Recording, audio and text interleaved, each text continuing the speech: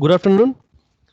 Today we will start a new chapter, which is like after understanding of all the disasters, we need to know that why do we need to manage it. Because we know there are something which is known as disaster and it has some adverse effect. But why we need to manage it or why we need to mitigate it, those questions we will answer today. And then we will start with the basic objectives and we will continue this chapter over the next two classes. So starting with uh,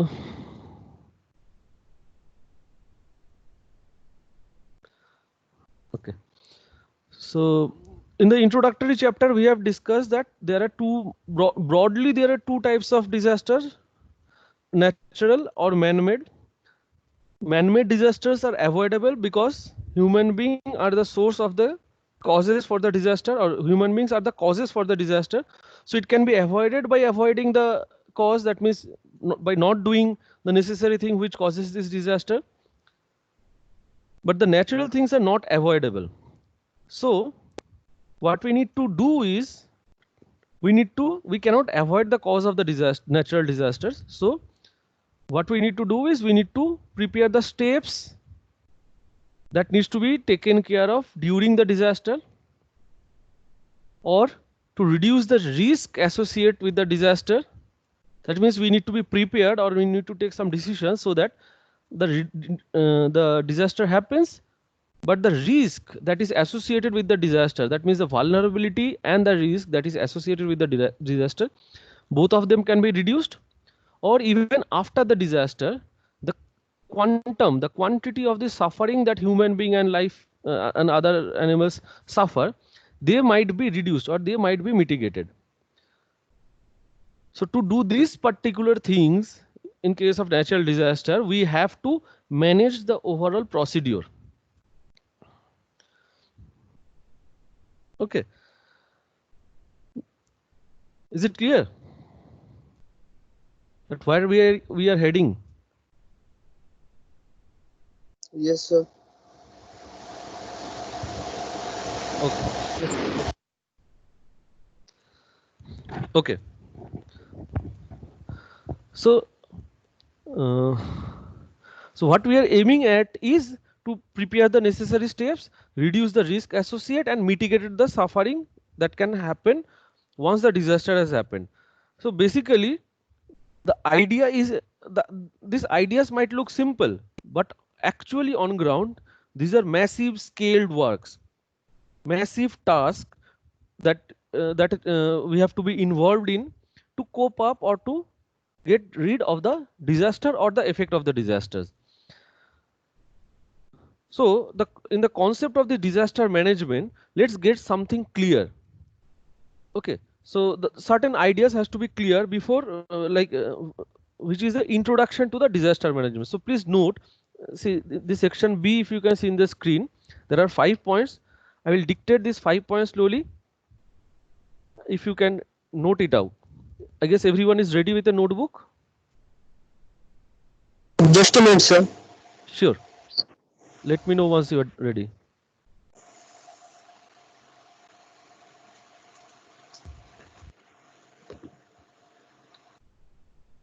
Yes, sir.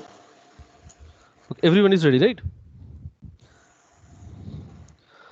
So first is disaster can be catastrophic. Disasters can be catastrophic. CATASTROPHIC, leading to immense loss,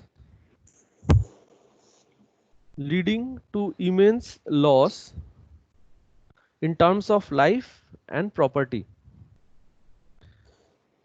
In terms of life and property. Okay. Next point. Natural disaster cannot be avoided. Natural disasters cannot be avoided, but man-made disasters can be avoided. But man-made disasters can be avoided. Okay. Third, there are many disasters there are many disasters where preventive steps there are many disasters where preventive steps and preparedness preparedness and preparedness can reduce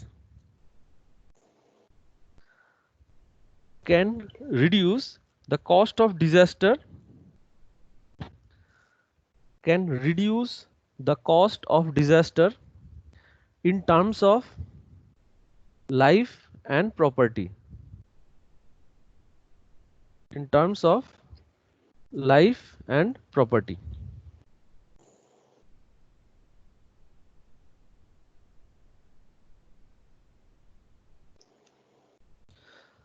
Next point.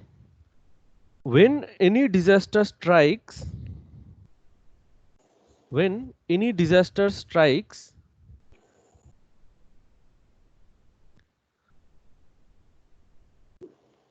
massive efforts may be required. Massive efforts EFFORTS. When disaster strikes, massive efforts may be required for rescue and relief operations. For rescue and relief operations. Full stop. Same point. It is a gigantic task. It is a gigantic task, and there is a need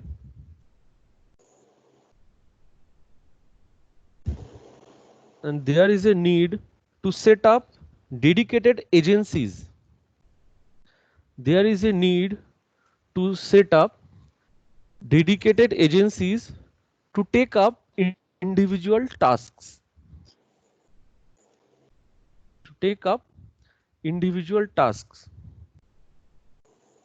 Okay. Fifth point. Such gigantic operations cannot be the responsibility. Such gigantic operations cannot be the responsibility of one agency or force.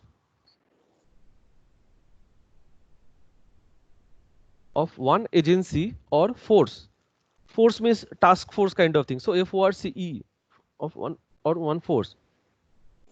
Comma. Help needs to be sought. Help needs to be sought from number of agencies.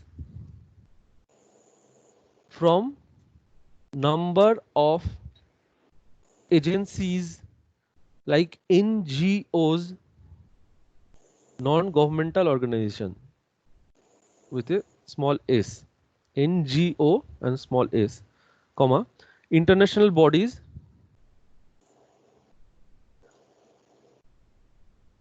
comma, local community,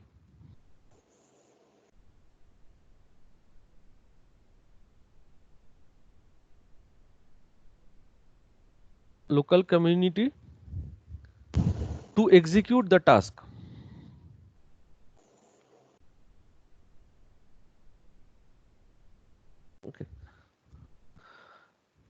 Okay.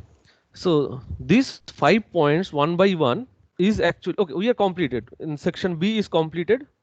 Rajdeep, can you see my screen? It's a whiteboard with lot of handwritten, very bad handwriting text. Okay. Yes, sir. I can Actually, see. I was experimenting with a new tab that I have got and trying to write. So with time, probably I will be able to maintain the print pressures and all. But please pardon me. I guess it is, if I read it, it is legible. You can take the screenshot of this, and hence I have shared the link so that at any point of time you can get this picture in your mind. So this section B, the ideas of disaster management, here in these 5 points, what I have explained is what we have learned in the previous 5 classes, that what is the ill effect of disasters, or I guess of different types of disasters, which of them are avoidable, which of them are not avoidable, what steps need to be taken to avoid those, and which are not avoidable, what to do after it has happened, or how to prepare ourselves to embrace those kind of non-avoidable disasters. And it is not a one person's or one organization's task. We need agencies of different scales to get rid or to manage, overall manage these disasters. Okay. So now we are slowly entering into disaster management. But till now, you have heard of the term management in several places. Okay. In different formats, we have heard about the term management. Okay. So in the previous two section A and B, we have discussed about disaster management in a very nutshell. Disaster management. So disaster is there, we have to mitigate, or you have to manage it, that we have discussed. But how is this similar or different from any other form of management? For example, say business management. Okay. So first, the similarities. There are only 4 similarities, which is the general function of disaster management. If you can see in section E on the right hand side under general function, okay, we have written the 4 words, which is planning, organizing, implementing and evaluation. So these are the only these are probably the only 4 things which are common, which are general with disaster management as well as any other business management or managing any business. Say you are running an office and you have to follow these 4 steps also. So only those things are common, but other than that everything is different. So let's try to find out that how disaster management differs from any other form of management. Okay, I have taken up this particular section so that you feel special by knowing this particular subject. You are not a common business manager, you are a business manager with some additional focus also. So the first point is difference in focus. Just note the point and listen to my explanation. Okay. The first difference is difference in focus. Okay. Now, while the focus of business management is basically the bottom line of business management is profit making, but disaster management is focused on avoiding the effect or avoiding the disaster if possible, and preparing for disasters by providing relief if a disaster strikes. Now if a disaster has happened, then how you can provide necessary relief material, or if you have a good forecasting, how can you prepare yourself to do with, I cannot say exactly that we have to fight the disaster, but sometimes it is easier to do with the disaster. For example, say, why I take this example, because we have been in a cyclone prone zone, and since the last 3 days Rourkela is facing cyclone. So what we see is, if we are rigid against the cyclonic wind, you will lose. There is a almost 100% chance that the cyclonic wind will overturn you. By you I means the building or the structures that you are designing. If you want to resist the effect of the cyclone, you will fail. So design something so that you can do with the cyclone.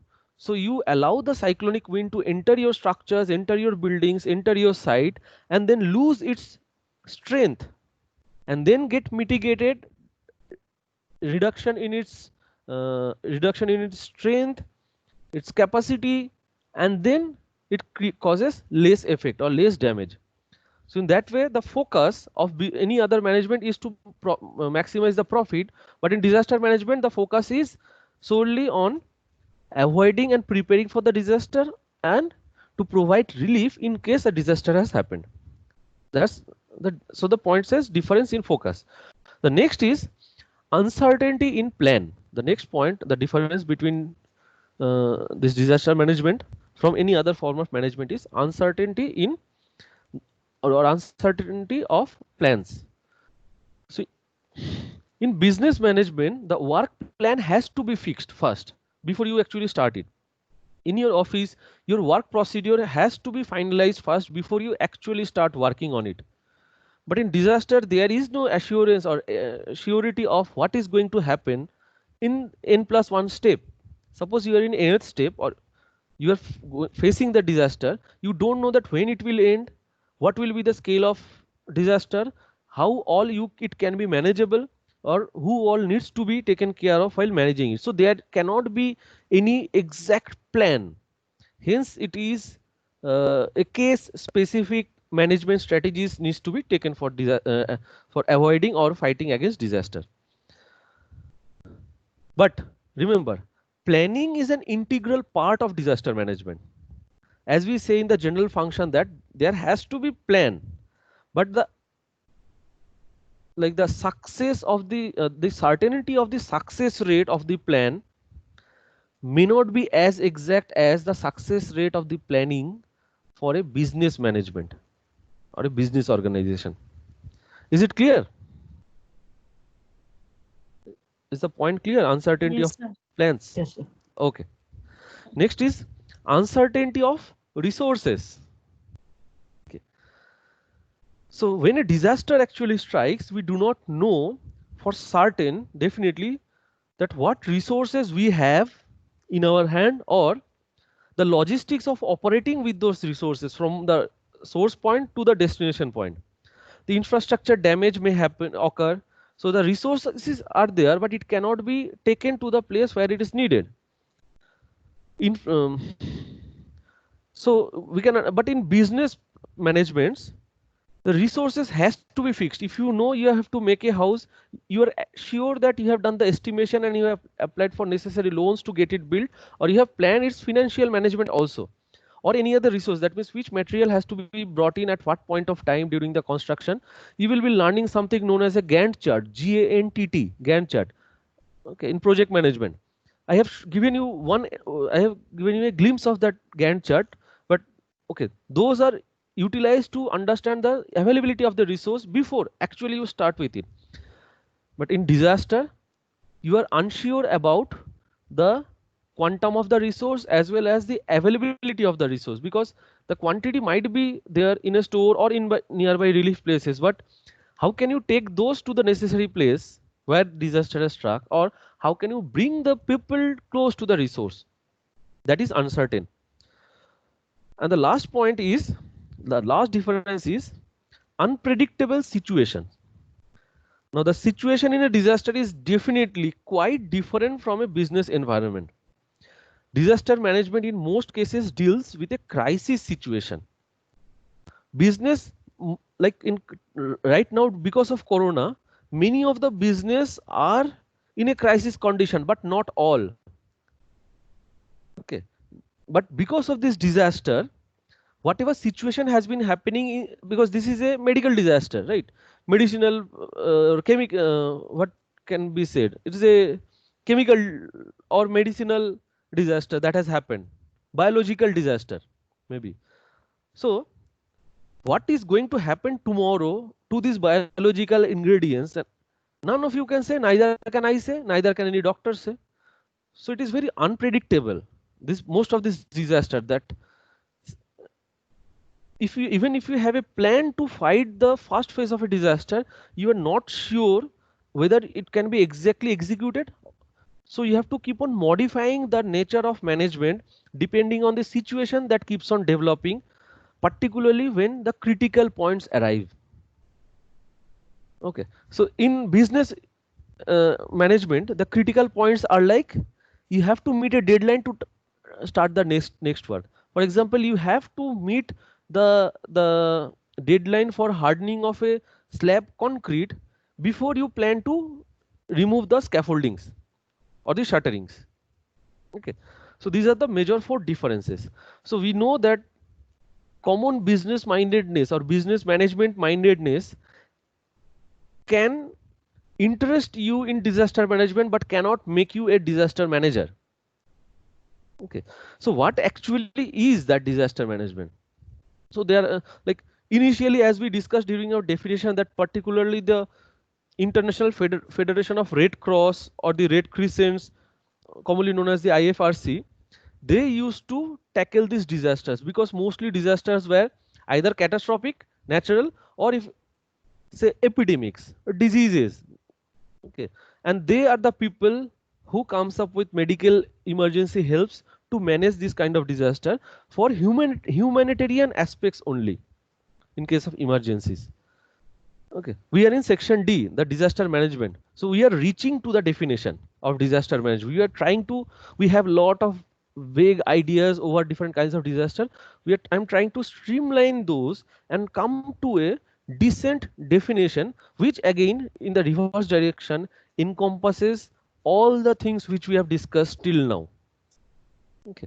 So initially there was an idea about the organization and the management of the International Federation of the Red Cross, IFRC, regarding dealing with the emergency situation arising for humanitarian perspective or humanitarian aspects of emergencies.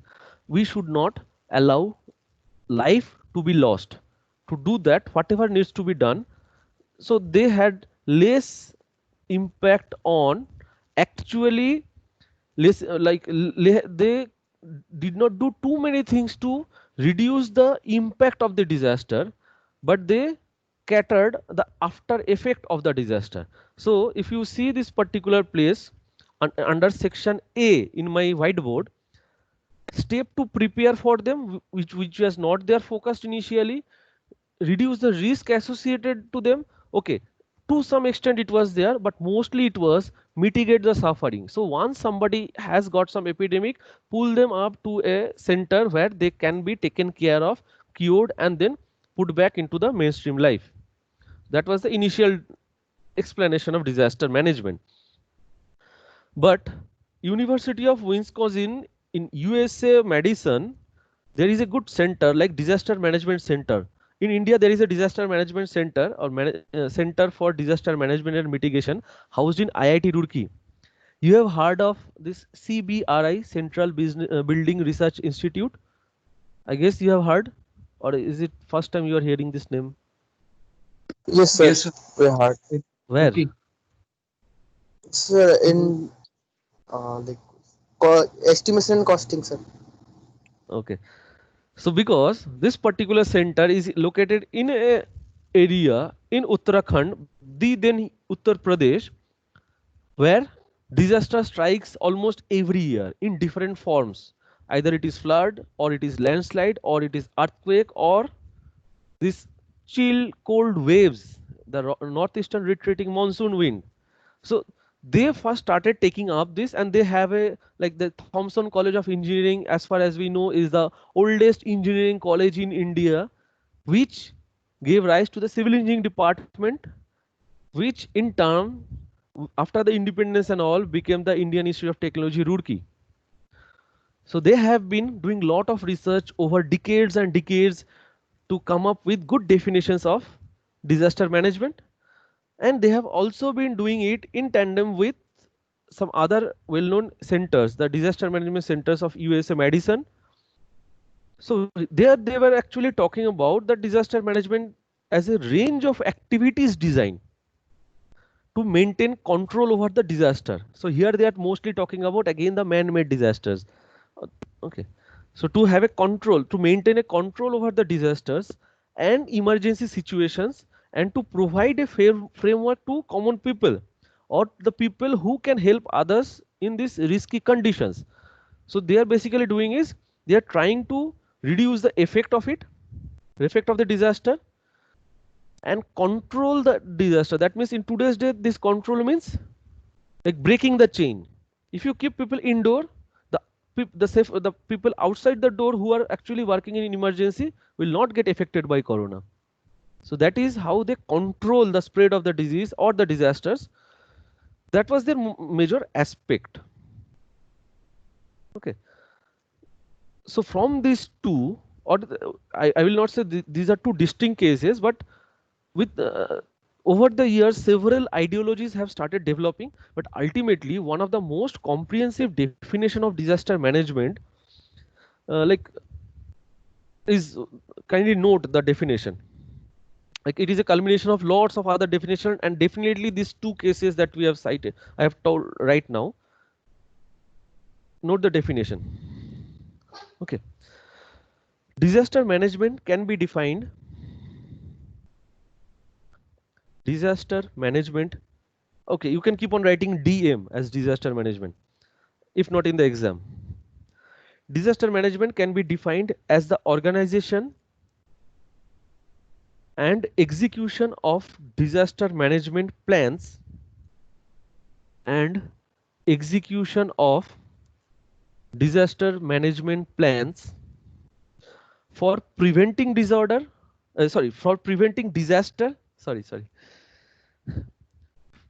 plans for preventing disasters and reducing the risk, comma,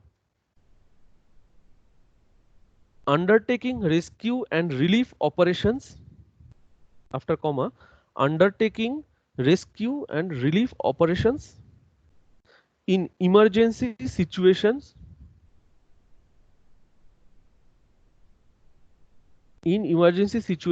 and bringing back the region and bringing back the region REGION region and affected people to normalcy, NORMALCY, to normalcy. So here they are not only fighting the disaster, they are not only taking care of the effect of the disasters, but what they are doing is they are also, after the disaster has happened, they are doing their best to bring back life and affected people back to what was there before the disaster happened. Okay, so this is a comprehensive definition of disaster management. Have you noted, or should I repeat again? Noted, sir. Okay, so if required, Rajdeep, kindly share it with your friends when they need it. Okay, so let me now break down this definition into small points, or the salient attributes of disaster management. Okay, like tackling those salient attributes will be the flowchart that I have shown here under disaster management. Okay, so the objective is clear from the definition that I gave. The objective is clear because it is defined that we have to prevent the disaster by reducing its risk. We have to undertake the rescue and relief operation in case an emergency situation arises, and then we have to bring the region and the people back to normalcy. These are the objectives of disaster management. Okay, so these can be achieved through certain stages. The salient attributes of disaster management. The salient attributes of disaster management, colon.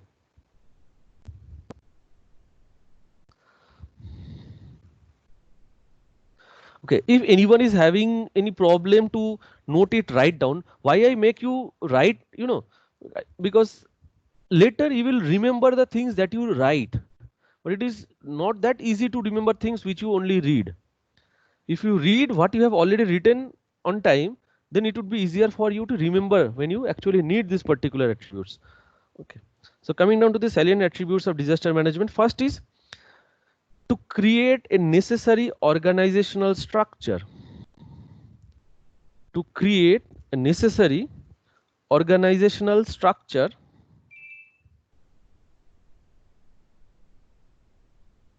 and infrastructure dedicated to disaster management. Dedicated to disaster management. Okay, next point. Preparing disaster management plan. Okay, these points you can do also numbering 1, 2, 3, 4 karke, you can also do numbering. The second point is preparing disaster management plans.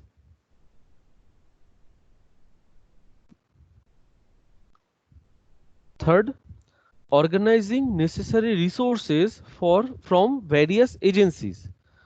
Organizing necessary resources from various agencies. Next, taking measures to prevent disaster. Taking measures to prevent disaster.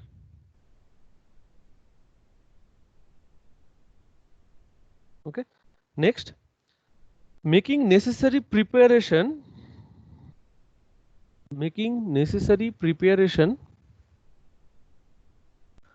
to reduce risk of disaster. To reduce risk of disasters. Next, undertaking relief and recovery operations. Undertaking relief and recovery operations. The last is coordinating with agencies. Coordinating, COORDINATING.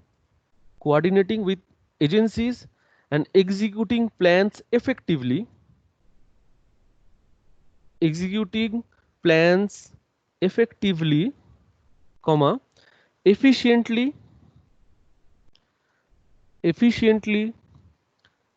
and ethically.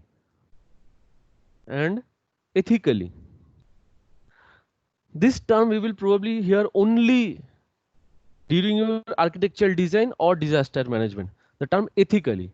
That means the only time where whatever you are feeling, whatever you feel can affect your action.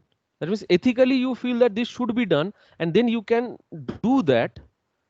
This scope is only given in disaster management, because it is something like you are on your road and suddenly a car hits another person. So you will do ethically which you feel best at that point of time.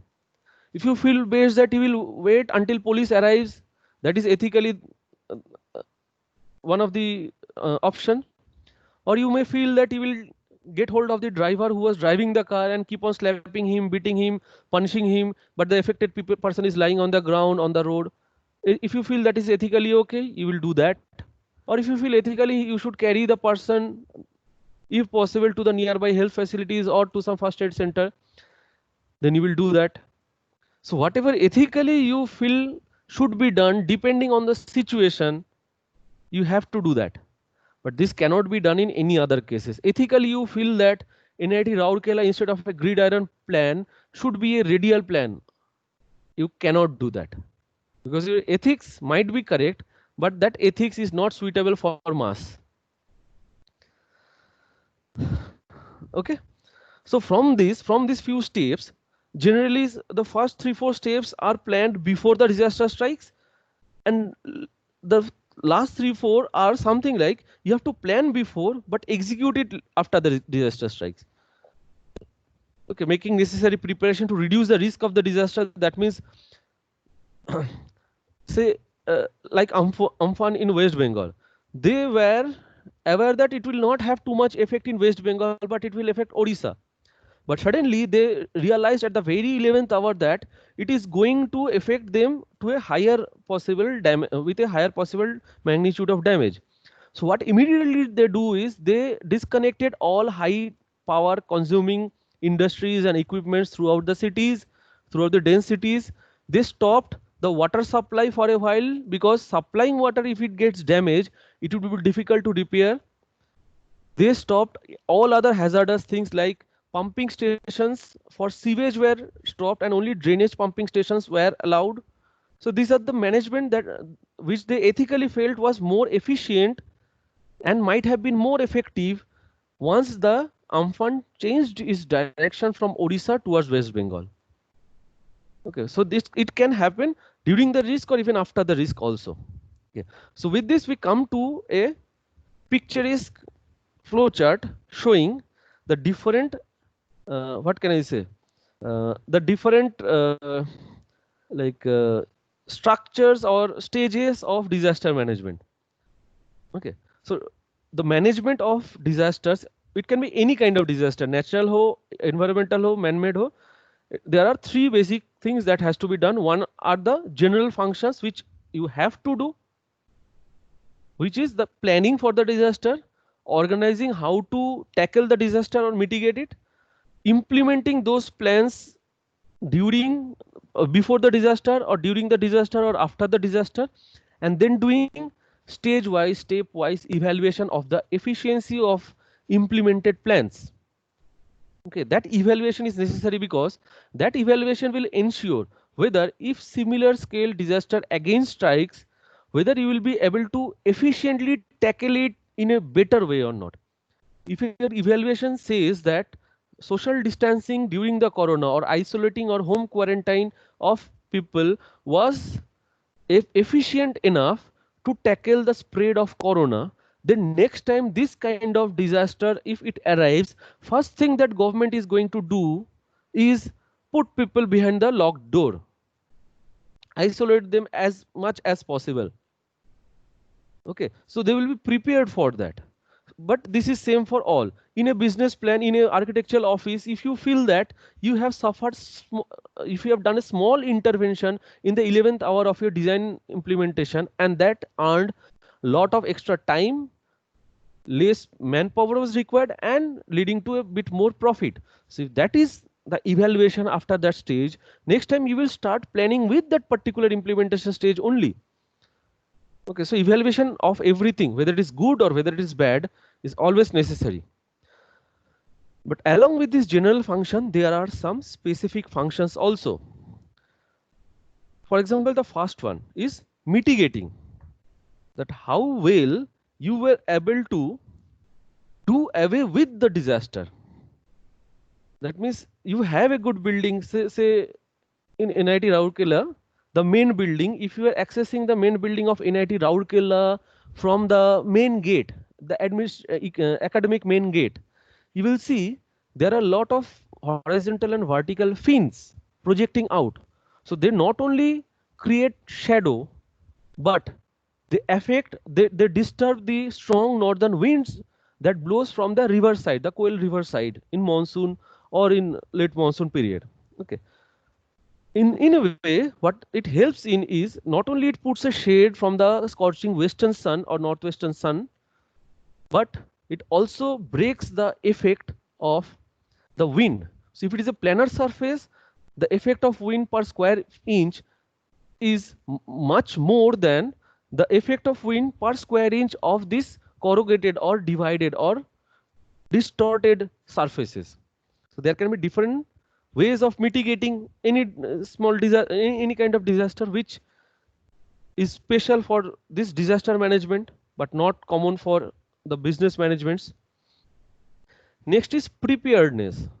So if you are well aware about the forecasts and all, you can be ready to take up some of the effects of the disaster, to digest it.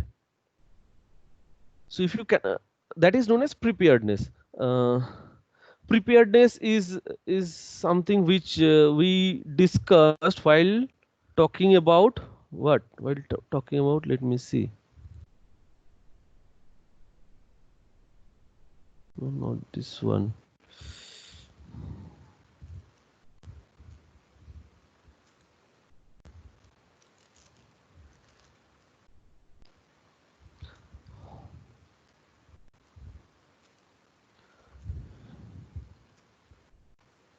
Yes.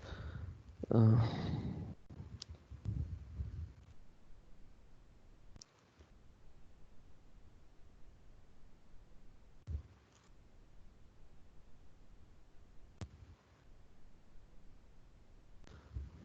Here in capacity building, we were actually talking something which is something like you are building the capacity to reduce the risk. That means you are being prepared so that the the hazard of the disaster remains the same, but the risk of it reduces. So that is what is preparedness. Like the definition of this will change. In disaster, it is capacity, and it will change to something else we will see in the next class under disaster management. So how much you are prepared to take the effect of the disaster and how well you respond to the individual effects of the disaster. Okay, so दिमाग में ये ना मतलब there is a ideal time to take up because you are looking at the news and you are seeing that which all aspects are being responded by which authorities in which ways. And now once this will all be over someday because of this vaccine, so after this vaccination will we be able to get back how we were in February of 2020? So by 2021 February, would we be able to recover back to the situation which we had in February of 2020? That is the recovery. So how do we get ourselves rehabilitated or recovered to a previous situation or normal situation? Okay. And the third component of disaster management is the agencies involved. So as I was asked yesterday that why only government institutes and all, that I am sure you recall that why government institutes, but okay, it is not the institute, it is a place which is the government institute, but actually it is the governmental organization, the governments, maybe state, maybe central, maybe local, maybe urban local bodies, they are the first agency who come up in management of disaster. And depending on the type of disaster and scale of it, we might require the help of special forces. Now, special forces are trained to tackle the different kinds of disaster. When we say NDRF teams were there, they are not common. Like all NDRF agencies cannot fight all types of disaster. There is a specialized NDRF team for fire, specialized for cyclone, specialized for chemical disasters like gas leaks, nuclear hazard reactions and all, separate for biological. So I'm sure that people who are rescuing people in the special force who are rescuing people in Assam in the flood or in the central and northern Kerala because of the flood, they are not taking the same step as people in Maharashtra or in Mumbai are taking care of the corona. So somebody is wearing a PPE to fight something and somebody is wearing some different kind of dress which is relevant. Their way, the principle, their training, their expertise, everything is different. So we call them special. They are specialized. They are a force who are specialized for tackling one or more types of disaster. Now, here we are always, when it is governmental organization and when we need funds, we are in a crisis condition. So we always need to take help of non-governmental organization whose main aim is to first mitigate and then look for fund. So they will probably, they have manpower, they have intention. So they only lack the permanency with the permanent tie-up with the government. So government's policies can be implemented by the non-governmental organization if they follow the principles of disaster management as approved by the governmental organization. By principles, what I mean is, see, we have certain disaster management acts. They are getting amended from time to time as environment and other things or mankind or the need of mankind is changing or the effect of disaster is changing over the time. So the acts are getting amended, but those are the principles. So principles of disaster management comes in those particular act which are to be followed. So if some NGOs are dealing with this particular thing, no harm in doing that. They look after the finance, they look after the person or the property that gets affected, how to take care of them. They don't even need governmental intervention. Only thing is government has created a boundary or principle which they have to follow. How they follow is up to them. So we need non-governmental organizations also, because government cannot reach every point. Government has a lot of limitations. Okay. And last but not the least, participation of the community. Okay, I very much appreciated the local villages beside Calicut airport where the flight overshooted. Before the SP and the district commissioner, district magistrate, sorry, district collector or the district magistrate arrived, localites arrived at the venue. They understood the importance of the situation and they where in the before the response team arrived, they started recovering people and taking them to the nearby hospital, and because of that, the fatality rate is low, the rate of injury is low, because of community participation or public participation. So once you are starting a disaster management institute, you are starting an educational institute where you are going to train the people to manage and mitigate the disaster when it arrives. You also have to take care of teaching or training local public or the community where you have started this. So in turns, they will go and teach their community. So you bring few people, well-known people to your center, teach them how to work, as well as teach them how to go and train their families as well as their community. So in that way, it can be propagated, and once necessary needs arrive, they are generally the first person, even before the special forces arrive, to help as an agency in mitigating and managing the disasters. Okay, so I have given a brief. Today's discussion is this 5 A, B, C, D, E is a brief about the subject that we have to study now. So from next, I guess Tuesday you have a class. Tuesday onwards, yes, on Tuesday. Tuesday onwards, we will be. I will try to make up some PPTs or a Word file containing the salient points and all. So I will just showcase those points in the screen so that you don't have to write, but you have to follow those points up. There will be a lot of points because it is a, you can understand this is a vast field, much more vast than the necessity of understanding the individual spaces of a healthcare facilities. It is a huge field. My job is to make it as simple as possible without compromising the quality or emergenciness of the any aspects, and to propagate it to you. Okay.